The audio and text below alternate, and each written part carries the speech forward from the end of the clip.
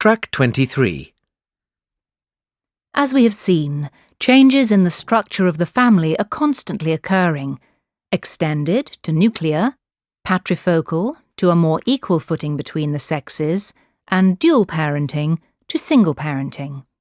However, a recent phenomenon in the UK, which is changing the traditional family, is the increasing number of adults who continue to live with their parents until their 30s or sometimes even their 40s.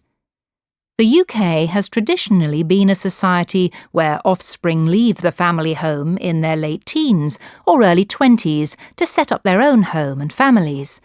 But in the last 25 years, this has decreased. Official statistics released by the Office of National Statistics show that today 10% of men in their early 30s still live with their parents.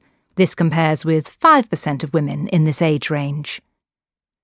The reasons for this are complex and varied. It cannot be denied that some people are choosing to stay at home. Living with parents can be an easy option. Food is provided, heating and electricity are paid for, and rent, if any, is minimal. However, a third of those surveyed claimed they are living with their parents because it is too difficult to get on the property ladder. House prices in the last few decades have risen dramatically. Property is now 5 times the average annual salary, whereas it was only 3 times the average annual wage in the 1980s. This fact, coupled with high unemployment amongst young people, makes it virtually impossible for a single person to buy a home or even rent. The number of students going on to higher education has also been steadily increasing. Many of these students return home after finishing their studies as a result of the student debt they have accumulated. It can take many years to pay this off, and if the burden of rent or a mortgage is added to that, it can be just too much for a young adult's pocket. However, help is now at hand.